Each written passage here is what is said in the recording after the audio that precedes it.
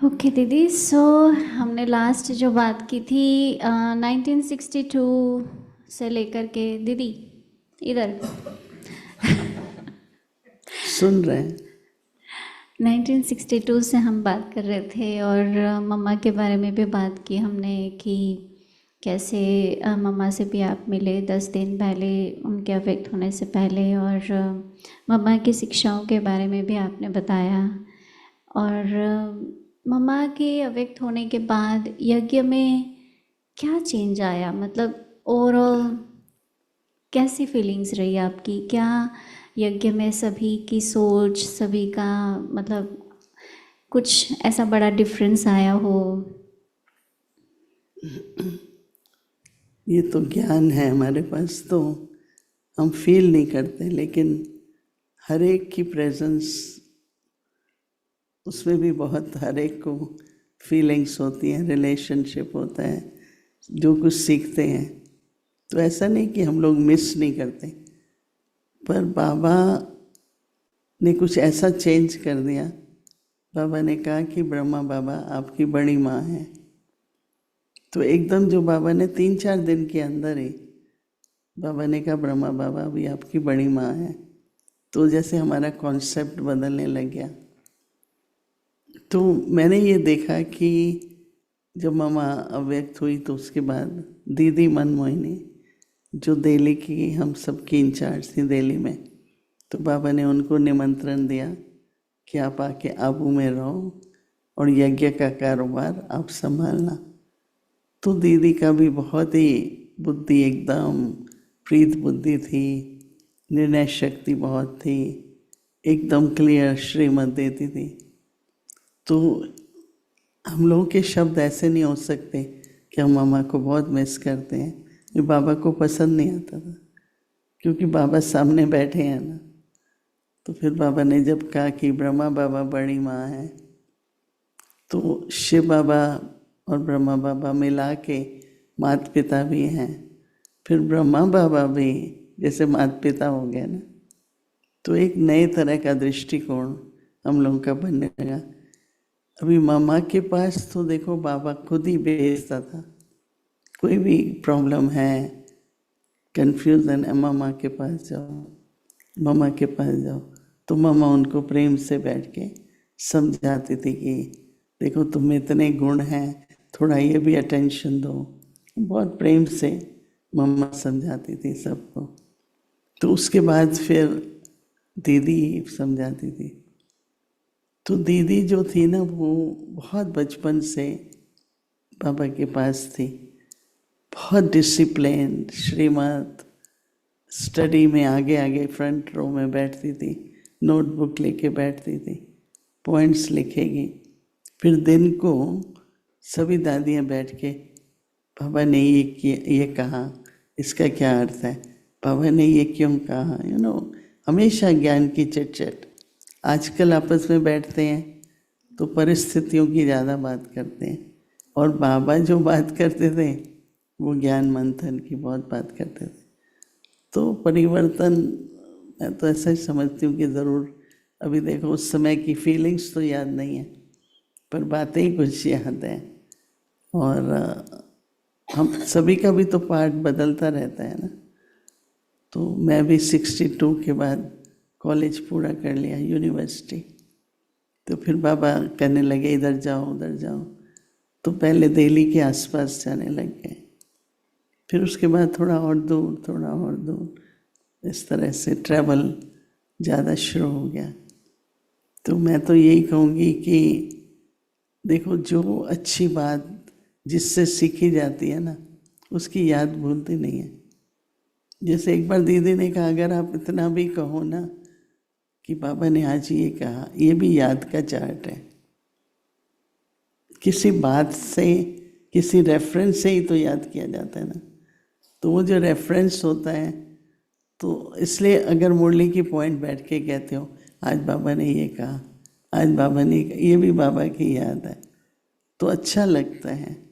पता नहीं आप लोगों में से कितने करते हैं, बहुत नहीं होता है आजकल।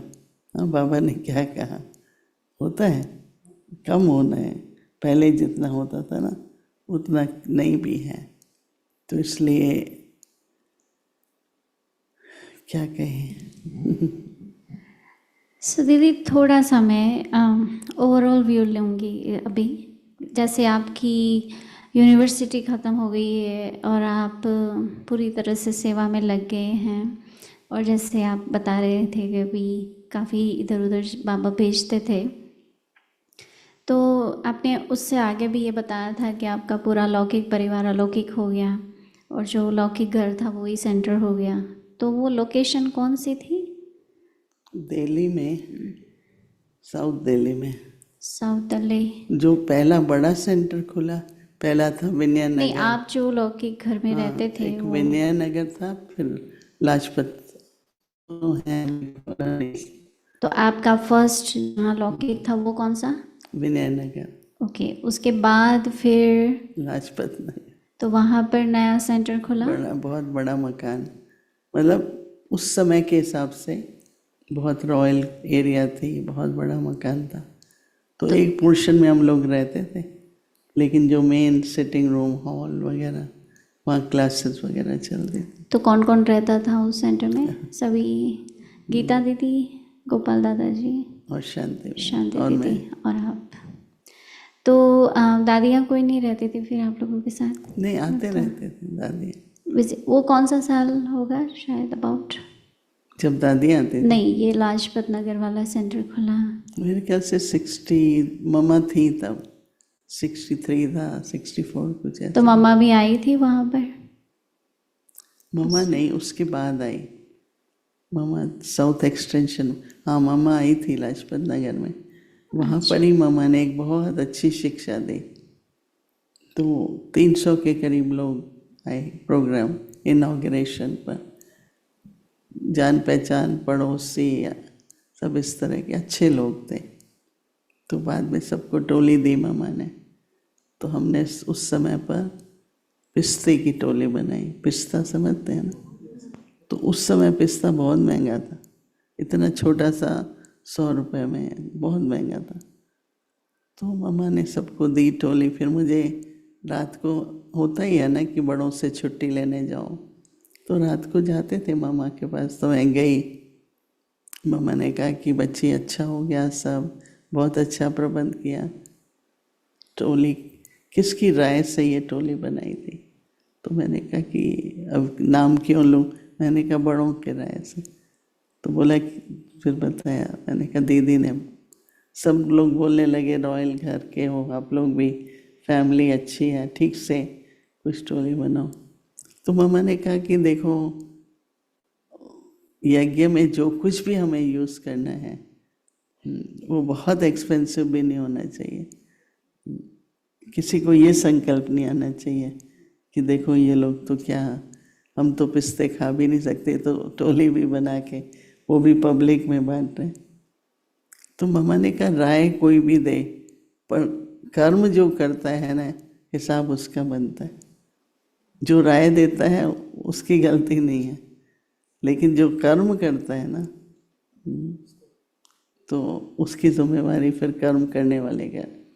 तो मैंने वो भी सीखा, इसलिए कि आज हम ये नहीं कह सकते मैंने ये किया क्योंकि मोहिनी बहन ने बोला, दादी ने बोला। किया तो आपने ना, तो हम कैसे रिस्पेक्ट भी दें जो बड़ों की राय है, आज्ञाकारी भी रहें, परंतु उसके साथ साथ जिम्मेवारी हम अपनी जिम्मेवारी से ही करें, कर्म करेंगे। तो इसलिए निर्णय शक्ति अपनी या बाबा की श्रीमत को ध्यान में रखते हुए कि बाबा की श्रीमत है इसलिए मैं, तो जैसे एक अंदर में बाद में ये फीलिंग रहे कि हमने अपनी मर्जी से नहीं किया है, चाहे वो बड़ों के द्वारा हुआ, श्रीमती हुई ना एक तरह से। हाँ, तो इसलिए लेकिन जिम्मेवारी कर्म करने वाले की हो जाती है।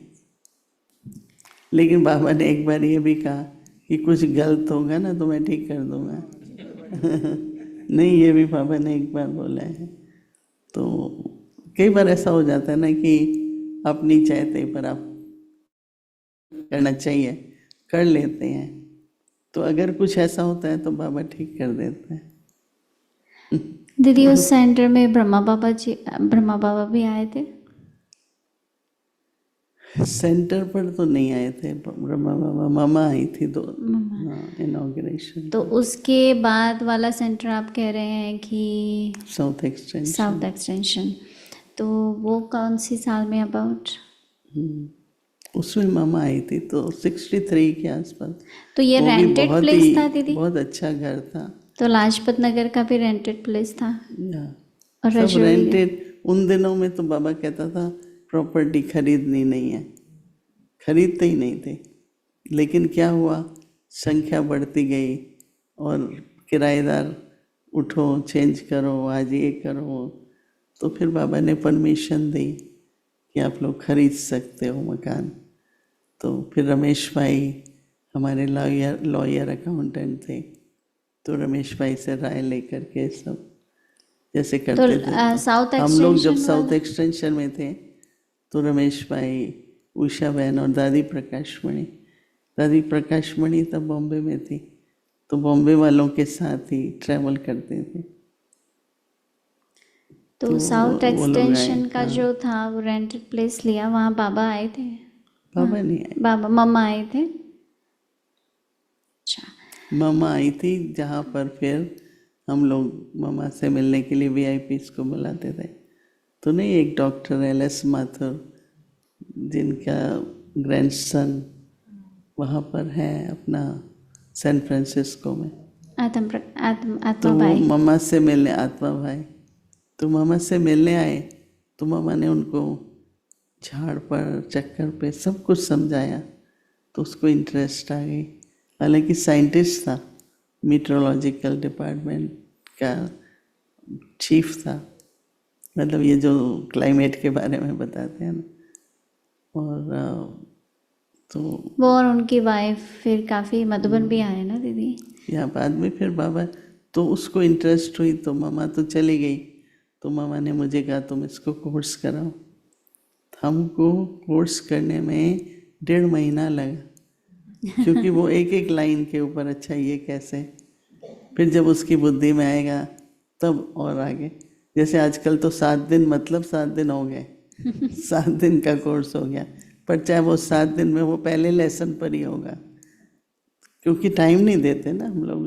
उस समय तो जब तक उसको बाबा की समझ आए, मेरा बाबा कहे, ज्ञान में पूरा उसको समझो, तब तक हम नहीं सोते थे कोर्स पूरा हुआ। तो इसलिए कराते रहे। फिर उसको बाबा ने मधुबन बुलाया और सारे इंडिया में हर जगह लेक्चर करने के लिए मैं भी जाती थी, वो और उसकी युगल, हम लोग सब। वो उसका फ़ोटो आई गेस हमारे पास 2-3 फ़ोटोज़ हैं। अव्यक्ति परिवार team, if you can bring that photo, you can show everyone. Doctor Mathur ji और उनकी वाइफ, और उनकी वाइफ का नाम था विजय बहन। वो मधुबन का फ़ोटो है जिसमें आप भी खड़े हैं, बाबा भी खड़े हैं।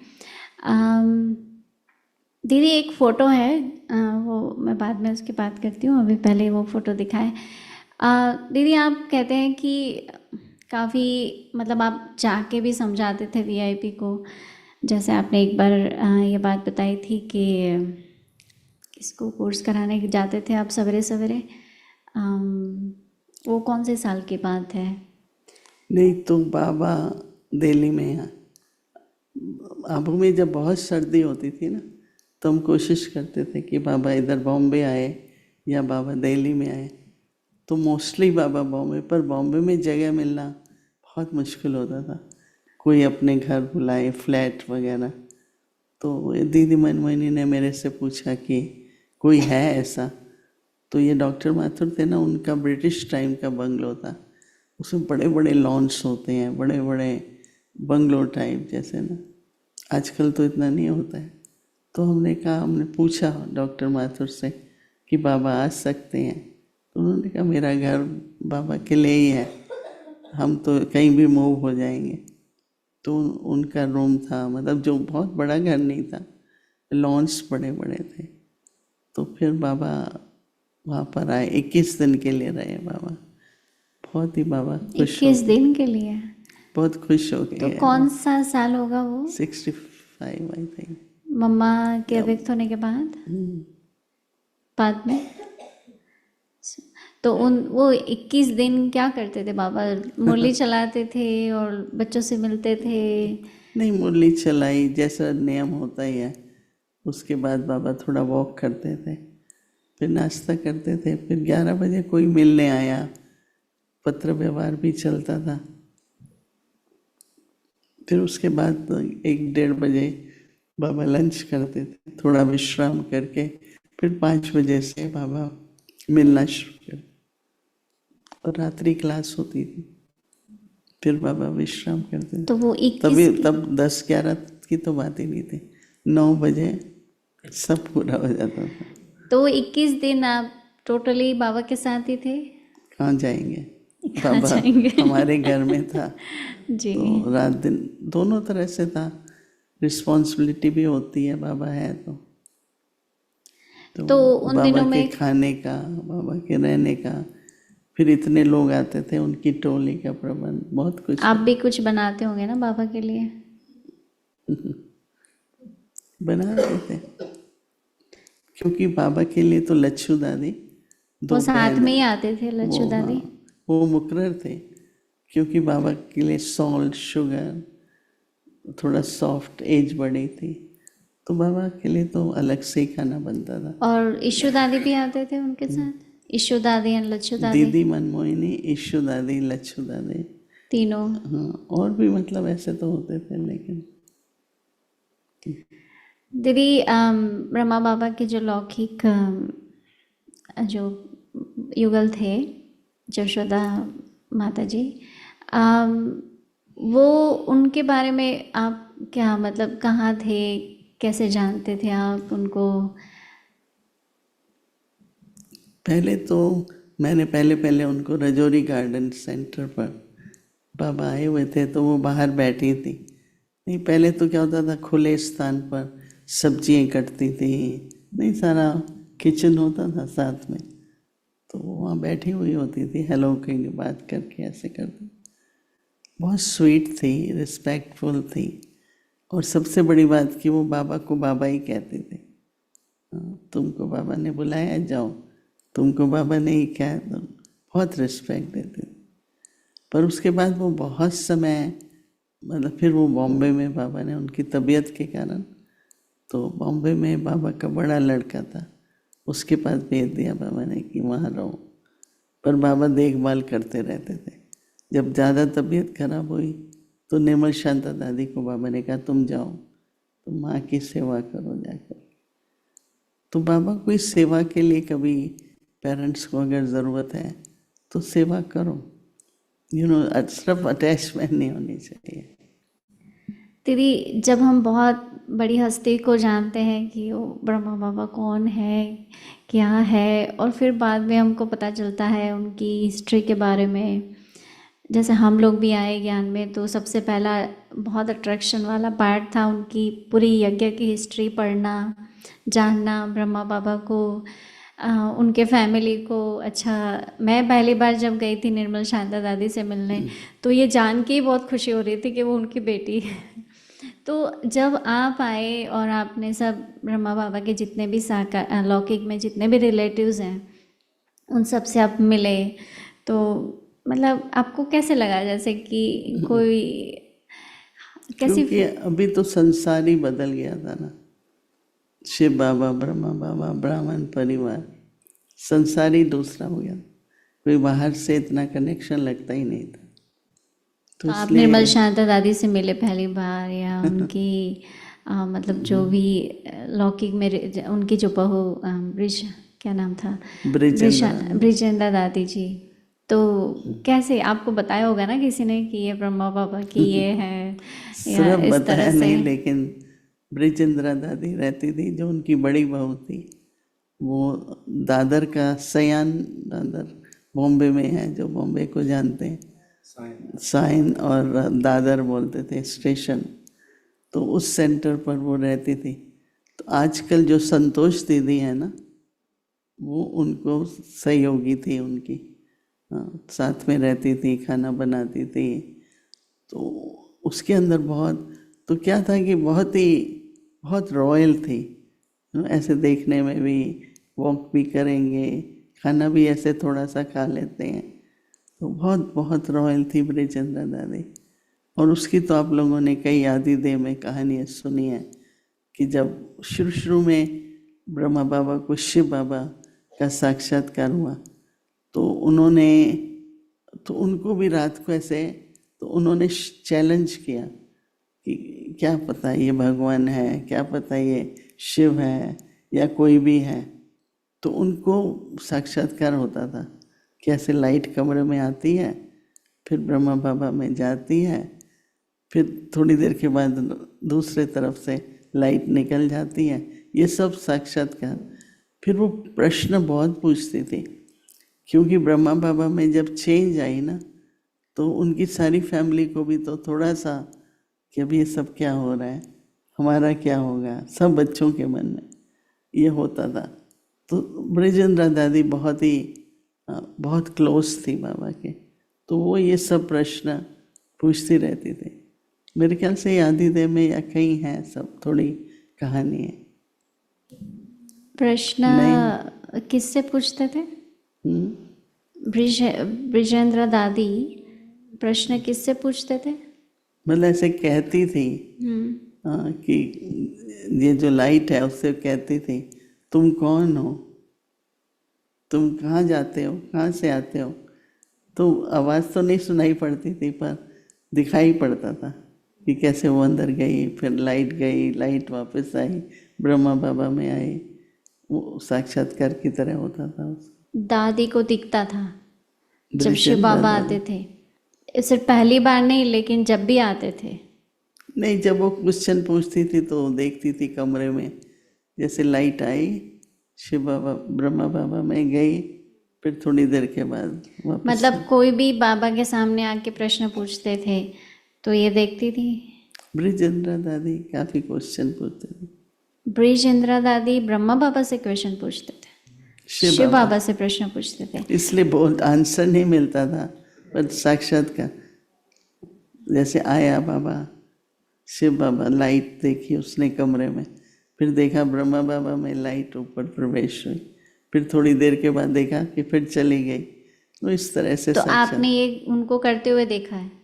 नहीं, ब्रिजेंद्र दादी बहुत बहुत कहानियाँ सुनाती थी। मुझे तो सब तो याद नहीं है पर काफ़ी कहानियाँ सुनाती। इंटरेस्टिंग। आपने पहली बार सुना? ये तो बहुत बार नहीं, वो तो फर्स्ट टाइम जब शिव बाबा आए थे ब्रह्मा बाबा में, वो तो लिखा हुआ है आदिदेव में, वो तो हमने सुना है, जाना है। ये तो बाद में जब पाठ चल रहा था ना तो बाद में भी जब शिव बाबा आते थे। सबसे ज़्यादा अनुभव निर्मल शांता दादी और ब्रिजेंद्र दादी सुनाते थे।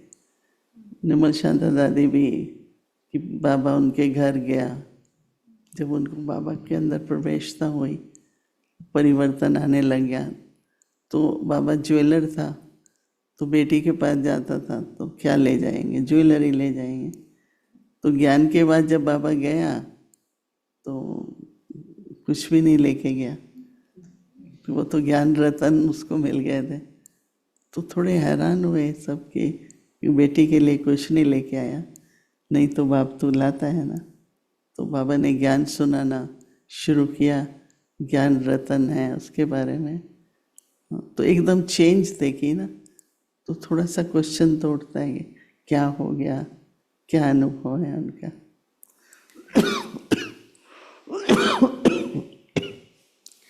दीदी, हम लोग ज्ञान में आए तो हमें आदिदेव बुक पकड़ा दी गई और कहा पढ़ो हिस्ट्री, और इसी तरह से हमें पूरी हिस्ट्री पता चली।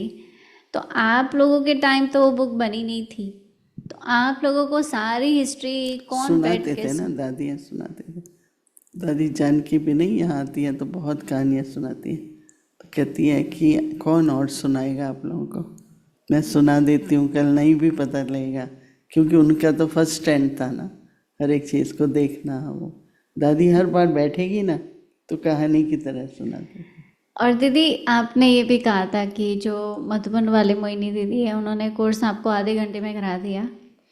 तो फिर आपने जब ज्ञान में आगे बढ़े और आप भी फिर दूसरों को ज्ञान सुनाने लगे, तो ये 7 दिन का कोर्स कब से शुरू हुआ?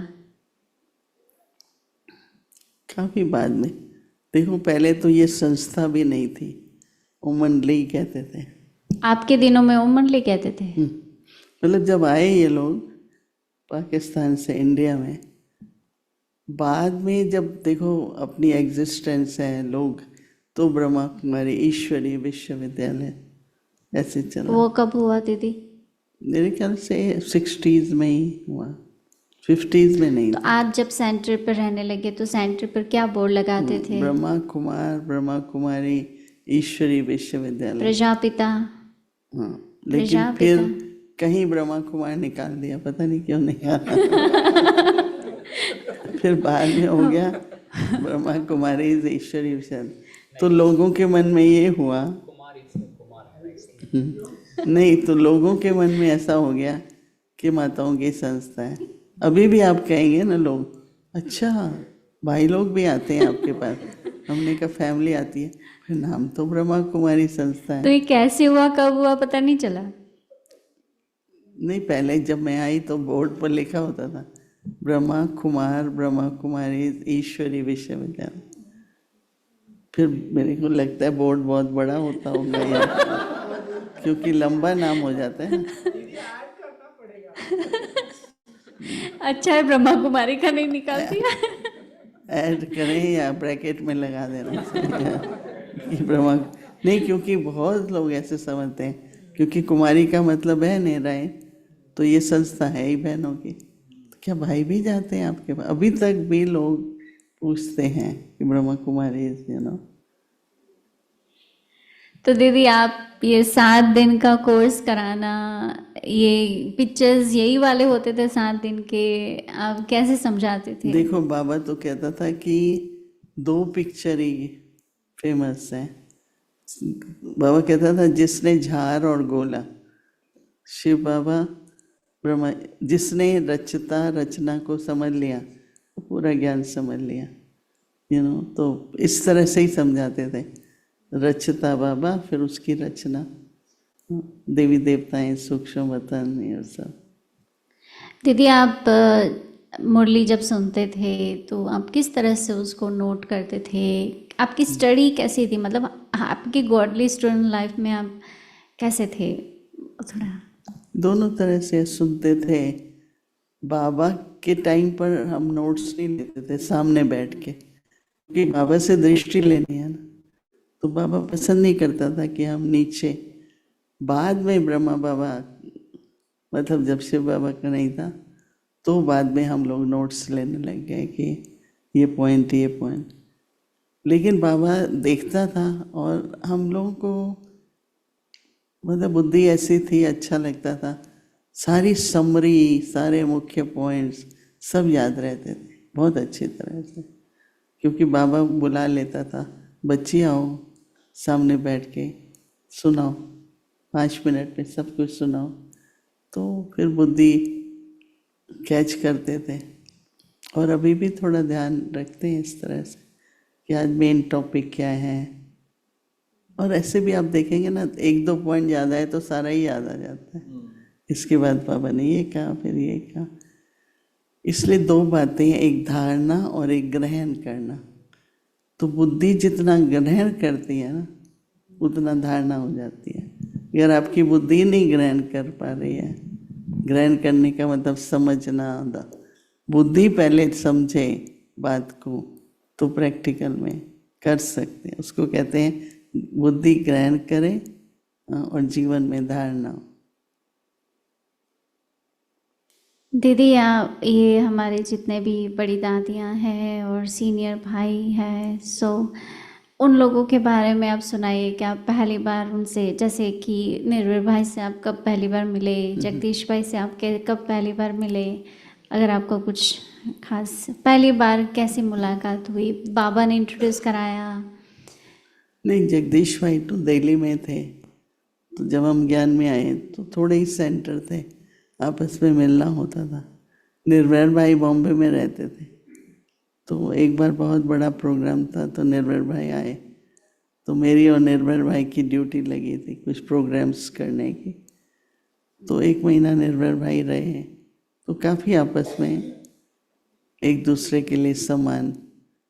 कई ऐसे भाई थे जैसे आत्म प्रकाश जो प्रिंटिंग वाले हैं, राइट, ओम प्रकाश थे, हाँ आत्म प्रकाश बहुत, उन्हीं दिनों में उन्होंने इंजीनियरिंग ग्रेजुएट किया था और मैंने भी किया था, तो हम लोग ने सभी ने यूनिवर्सिटी पूरी की थी।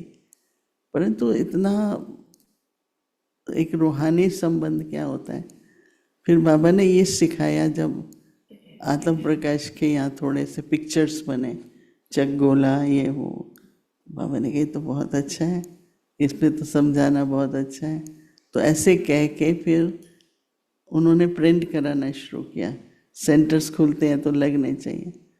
तो बाबा ने मुझे कहा कि बच्ची तुम 5,000 रुपये उनको दो, क्योंकि देखो बाबा का डिपार्टमेंट खुला है ना, तो उनको आप देंगे तो बढ़ेगा तो अच्छा होगा। मुझे उसको भी याद है अभी तक वो 5,000 रुपये, क्योंकि नहीं तो खरीद के आप कॉस्ट देते हैं ना। अभी तक मेरी भावना हर डिपार्टमेंट के लिए, हर बाबा के सेंटर के लिए यही है कि उनको क्या चाहिए, बाबा का यज्ञ है ना, उनको क्या चाहिए, ये हमने शुरू से देखा। ये नहीं कि सिर्फ बिल दे दिया, कहीं भी मैं जाती हूँ तो मैं हमेशा बाबा क्या चाहिए आप लोगों को, किस चीज़ की ज़रूरत है आप, एक ही यज्ञ है। तो बाबा ने ये बहुत उस समय सिखाया।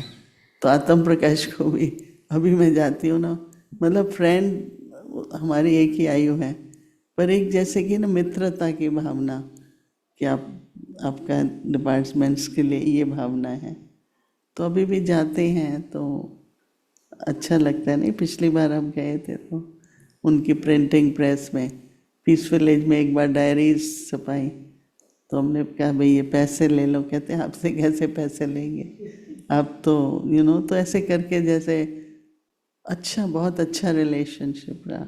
जगदीश भाई जी से पहली मुलाकात? पहली का तो याद नहीं है, पर मिलते रहे जगदीश भाई से। मेरे को क्या है, मैं समझती हूँ एक दूसरे की पहचान हो जाती है। जैसे जगदीश भाई को कोई भी ऐसा काम होता था ना जो कॉम्प्लिकेटेड है, गवर्नमेंट का है, क्योंकि अभी तक भी होती है ना, इन्वेस्टिगेशंस आती हैं ये वो, तो जगदीश भाई हमेशा, जहाँ मैं रहती थी ना सेंटर पे, बाद में जो बड़ा बना वहीं भेजते साउथ एक्सटेंशन में, वहीं पर ही भेजते थे, एड्रेस देते थे कि उनसे जा कर के मिलो। तो बहुत कुछ सीखने को भी मिला, क्योंकि जगदीश भाई ये कहते थे कि विश्वविद्यालय है ना, ऑर्गेनाइजेशन है ना, भगवान की है ना, इमेज बहुत अच्छी होनी चाहिए। तो कोई भी बात ऑर्डिनरी नहीं, जैसे होता है भाई आज मिनिस्टर ने अपॉइंटमेंट दी, तो उन दिनों में कोई 1-2 नहीं जाता था, डेलीगेशन की तरह जाता, तो हम 6-8 होंगे, तो सबको बताया जाता था आप क्या बोलेंगे, आप क्या बोलेंगे, आप संस्था का परिचय देंगे, आप क्यों आए हैं मिलने ये बताएंगे। दादी गुलजार एंड में ब्लेसिंग देगी सबको, क्योंकि वो बड़ी हैं। तो हम लोगों ने ये ट्रेनिंग ली, जो जिस बात में अच्छा था ना, विशेषता थी, उसको उसी तरह का फिर काम भी दे देते थे। तो जगदीश भाई में ये बहुत था कि हमारा रेपुटेशन ये वो, तो वो बहुत सीखा हम लोगों ने। ब्रिजमोहन भाई जी से कब मिले आप पहले? ब्रिजमोहन भाई के जो फादर थे, तो वो लोग करोल बाग में रहते थे, उनकी तबीयत थोड़ी ठीक नहीं थी। तो मैंने आपको बताया कि हम जो जहाँ रहते थे ना, अभी भी तो उसके साथ बहुत बड़ा ऑल इंडिया मेडिकल इंस्टीट्यूट था, जहाँ कोई भी इंडिया से उसका रिसर्च होता था।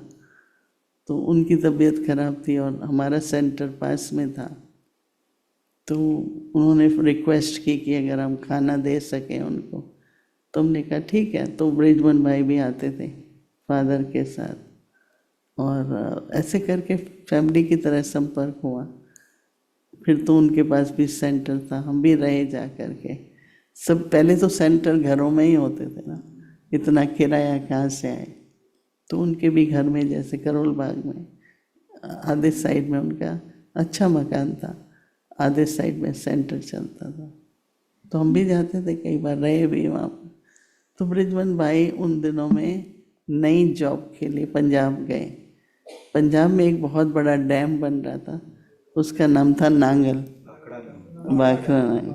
हाँ, तो बृजमोहन भाई वहाँ जॉब उनकी लगी। तो बृजमोहन भाई ने बाबा को भेजा कि कोई टीचर भेजो तो थोड़ी सेवा करें। तो बाबा ने मेरे को बोला, पर फिर वो अपनी जो मधुबन वाली मोहिनी बहन है वो गई वहाँ पर। और तो बृजमोहन भाई दिल्ली में नहीं रहते थे। ये बाद में जब समर्पित हुए, जॉब छोड़ी, तो दिल्ली में पांडव भवन बना, वहाँ जैसे कि रहने लगे। और ये प्योरिटी मैगजीन न्यूज़पेपर उन्होंने शुरू किया। दीदी आप गोपाल दादा की काफ़ी बातें सुनने को आती थी, तो बहुत विशेष आत्मा थी और यज्ञ की बहुत स्नेही और नज़दीक की थी। तो उनके बारे में कुछ बताएं, जो कि आपके लौकिक में मामा रहे। नहीं, सबसे बड़ी बात ये होती है कि बिल्कुल नया था, संस्था छोटी थी, कि मैसेज दो मैसेज दो। तो उन दिनों में बाबा हमेशा कहता था एक छोटा कार्ड या फ्लायर हर एक के पास होना चाहिए, तो जहाँ जाओ कार्ड दे। तो उनका ये बहुत था। और दूसरा, फिर बाबा भी इंस्पायर करते थे कि वीआईपी नहीं, लेकिन आज आपको, हम लोग की एक ये ट्रेनिंग होती थी, जैसे हम लोग गयाना में गए तो पहला ये होता है कि जो मेयर है सिटी का या जो ऑफिशियल्स हैं उनके पास आप जाओ, उनको बताओ कि हमने सेंटर खोला है, हमारी ये प्रेजेंस है इस एरिया में। तो पहले उन लोगों की सेवा करते थे हमेशा। तो इस तरह से मतलब कैसे सिस्टमेटिकली आप नए देश में जाते हो, नई एरिया में जाते हो, तो आप कैसे अवेयर करो, चाहे जनता है चाहे वहाँ के गवर्नमेंट ऑफिशियल्स हैं, क्योंकि कल कोई भी काम होता है तो किसके पास जाएंगे।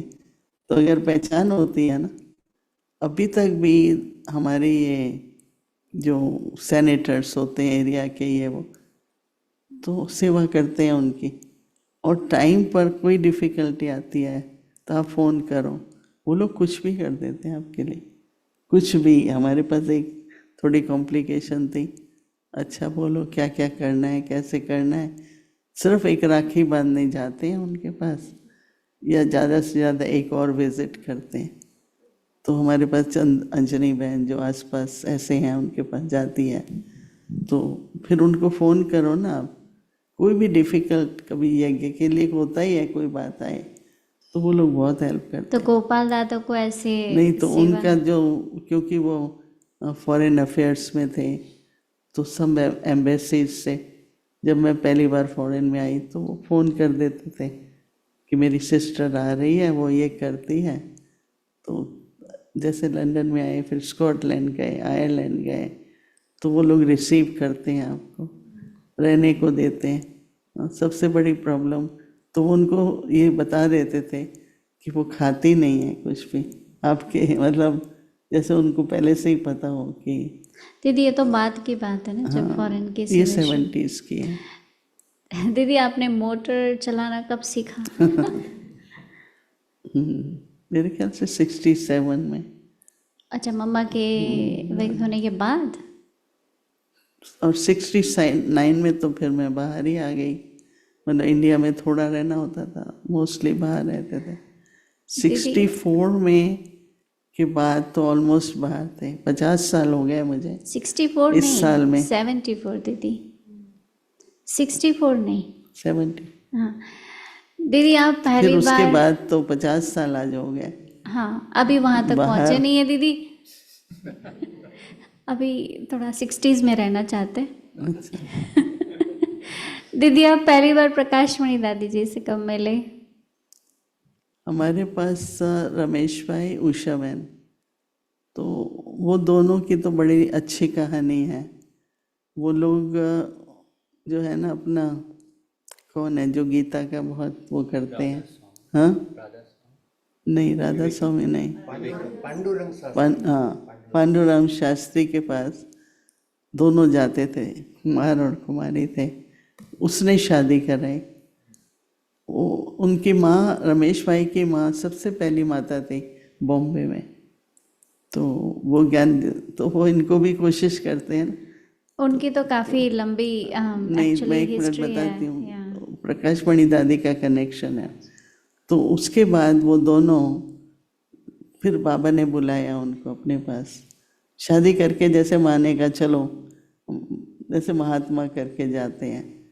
तो फिर दिल्ली में भी आए, साथ में दादी प्रकाश मणि थी उन दोनों के। और तो हमारे जो साथ में मकान था सेंटर के, उनके जो मालिक थे वो लोग बरेली में शुगर फैक्ट्रीज थे, तो बहुत नहीं रहते थे, खाली रहता था। वो चाबी हमको दी हुई थी, तो हमारे जो मेहमान आते थे हम उनको रखते थे। बहुत अच्छी एरिया थी, बहुत ब्यूटीफुल। तो वो साथ में वहाँ जा कर के तब दादी प्रकाश मणि से मिलना हुआ। और फिर हम जब श्रीनगर गए तो फिर रमेश भाई और उषा को बाबा ने भेजा। जैसे होता है ना भाई, शादी की है तो कहीं जाए तो जाओ कश्मीर में मोहिनी के पास जाके रहो। तो वो लोग आए, घूमते फिरते थे, मतलब बहुत ही गहरा कनेक्शन रहा। दीदी, आप गुलजार दादी जी से कब मिले पहली बार? गुलजार दादी तो जब मधुबन में जाते थे, फिर दिल्ली में, पता लगे बहुत बहुत ही मिलते थे। कब पहली बार मिले तो ज़रूर शुरू शुरू में ही, लेट 50s में हम आए, अर्ली 60s में। क्या अनुभव रहा उनको मिलने का? नहीं, क्या होता है देखो, महानता उनकी साधारणता से, बहुत सिंपल नेचर, सिंपल रहना, लाइट रहना, ऐसे बात करती थी जैसे फ्रेंड्स हैं हम लोग। तो बहुत शुरू से लेके, पर पहचान, जैसे मैंने कहा ना कि उनको कोई भी बात आती थी मुझे फ़ोन करती थी, तुम क्या समझती हो, ऐसा करना चाहिए, क्या समझती हो, ऐसे करके। वो बाद में ना दीदी, जब दिल्ली में। दीदी, जानकी दादी जी से कब मिले आप पहली बार? दादी जानकी जब हम शुरू शुरू में ज्ञान में आए ना, तो विज़िट कर रही थी दिल्ली में। उसने सुना तो आई हमारे पास सेंटर में, पहले पहले सेंटर पे। तो फिर पहचान हुई, वो पूना में रहती थी। ये सब है। चलो, आज के लिए एक और लास्ट क्वेश्चन, फिर कंटिन्यू करेंगे। दीदी, यज्ञ में आप आगे मम्मा पापा से मिल रहे हैं, बड़े नशे में रहते होंगे, पुरुषार्थ कर रहे हैं, गॉडली स्टूडेंट लाइफ है, सतयुग में जाना है, नई दुनिया बनानी है, वगैरह वगैरह। तो आपका मतलब कभी कभी कैसा फ्यूचर देखते थे आप? एक है फ्यूचर गोल्डन एज का, बट इवन संगम युग पर बाबा, बस विश्व की सेवा करनी है, सबको संदेश मिलना चाहिए। बाबा जब भी बैठते थे सेवा के बाद, वहाँ बाहर जहाँ जूते उतारते हैं वहाँ खुला आंगन था, तो शाम को आके बाबा टांग पे टांग चढ़ा के लेट जाते, बड़ी आयु थी, बैठते थे फिर लेट जाते थे। हम लोग एक बेंच थी वहाँ बैठे होते थे। तो जैसे बाबा विश्व की सेवा कर रहे हैं, मनसा सेवा, जैसे नहीं कहते हैं कि उसकी रचना संकल्पों की। तो हमने जो वो बाबा का देखा, तो हमेशा बाबा विश्व सेवा, हमेशा कहेगा जो सबसे बड़ा सेंटर बाबा है, एम्बेसीज के पास में हो, गवर्नमेंट पास में हो, एम्बेसीज उनको उनका किराया आधा बाबा देगा। मतलब ऐसे थोड़ा थोड़ा आई थिंक इंस्पायर। ये स्टोरी आपके साथ रिलेटेड है ना, आप सुनाते हैं। वो कौन सी साल में दीदी? कौन से साल? जब मेरे ख्याल से फिर आप लोगों ने कुछ रेंट बड़ा सा 67, देखा था? 67। जी। तो बाबा ने दिया था आधा किराया? ये भी बड़ी कहानी है। ज़्यादा किराया नहीं था, 1200 रुपये, और बड़ा मकान था, 2-3 मंजिल, अच्छा, बड़ी रॉयल एरिया, मेन रोड, उसको रिंग रोड कहते हैं अभी भी। तो हम गए देखने, बन रहा था। तो मालिक जो है वो जर्मनी में रहता था, उसको फिनिश करना था। उसका फादर डॉक्टर था, वो कभी कभी सेंटर पे जाता था, हार्ट स्पेशलिस्ट था। तो फिर उसको पैसे चाहिए थे, हमने कहा अच्छा 6 महीने का किराया दे देते हैं, आप कंप्लीट करो, और 1200 रुपये में। तो ब्रिजमोहन भाई आए, बोला ये 6 महीने का आधा किराया है, बाबा ने भेजा है। तो मैंने कहा ठीक है, बाबा ने कहा था आधा मैं दूंगा, तो उन्होंने दिया मुझे। ब्रिजमोहन की वो कहानी आप सुनो ना, कि जब मैं गया दिया, उसके बाद कैसे क्या क्या होता रहा, बड़ी लंबी कहानी सुनाते हैं। तो फिर हमने कहा कि ठीक है, पर उसके बाद तो देखो अच्छे अच्छे स्टूडेंट थे, काफ़ी बड़ी क्लास थी। तो बाबा कहता था कि मांगना किसी से नहीं है, बताओ क्या हो रहा है, क्या बजट है, ये वो बताओ। तो मीटिंग की पहली तो बाबा ने पूछा, और उसने कुछ मांगा तो नहीं। हम तो मामा से ये कहते थे, अभी घर में सब कुछ है, अच्छे घर के, हम तो हमसे मांगा जाता ही नहीं है।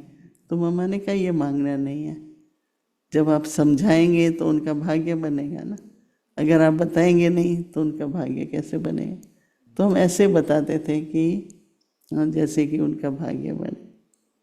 तो मतलब कहने का कि बाबा इंस्पायर करता रहता था। तो ये गोपाल दादा का कार्ड लेके उसको दो, उसको दो, उसको दो। फिर यज्ञ में देखो ट्रक चाहिए, बस चाहिए, अभी इतना तो पैसा था ही नहीं ना। तो पहले पहले मिलिट्री में क्या होता है, आफ्टर सर्टेन वो ट्रक भेज देते हैं, अभी भी होता है। अच्छा, तो उस समय पर एक ट्रक, उनको पता लगता था ना, मिनिस्ट्री में थे, तो 4000 में ट्रक लेके मधुबन भेजे। तो बहुत खुश हो गए, क्योंकि नीचे से सब्जियाँ लानी हैं, ये सब काम होता था, ट्रक तो बहुत ज़रूरी था।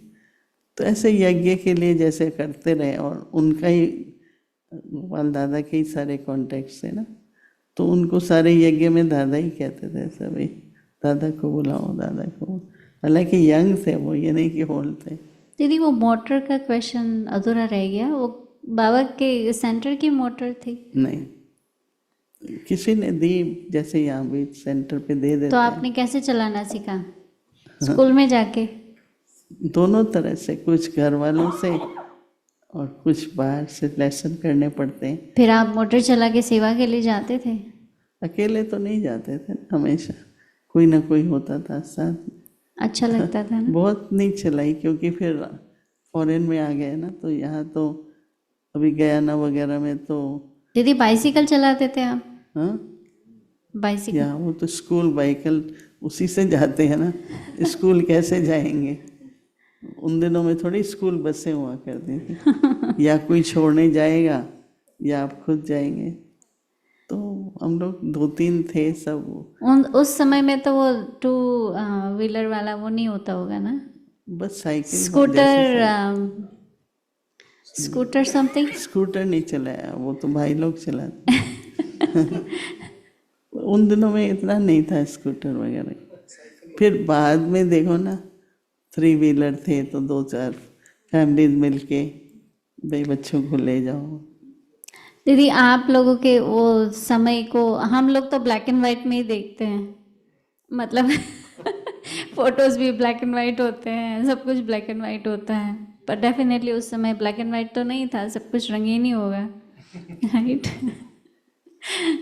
आपको कैसा लगता है ये सब, इतना ब्लैक एंड वाइट दुनिया में आप जो जिए थे उस समय?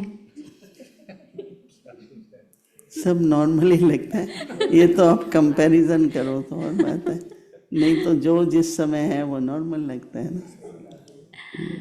थैंक यू दीदी। हम नेक्स्ट कंटिन्यू करेंगे, ऐसे बहुत अच्छा लग रहा है। एक्चुअली जब से हमने ये स्टार्ट किया है, बहुत सारे टेक्स्ट मैसेजेस आए हैं हमें, काफ़ी अच्छा फीडबैक आया है कि कितना लोग एंजॉय कर रहे हैं। तो आपको दिल से थैंक यू, आप इतना समय दे रहे हैं, अपनी पास्ट मेमोरीज में जाके आप हमें इतना सुना रहे हैं जो पहले कभी नहीं हुआ था। तो उसके लिए हम सब की तरफ से बहुत बहुत thank you, right? Thank you, thank you.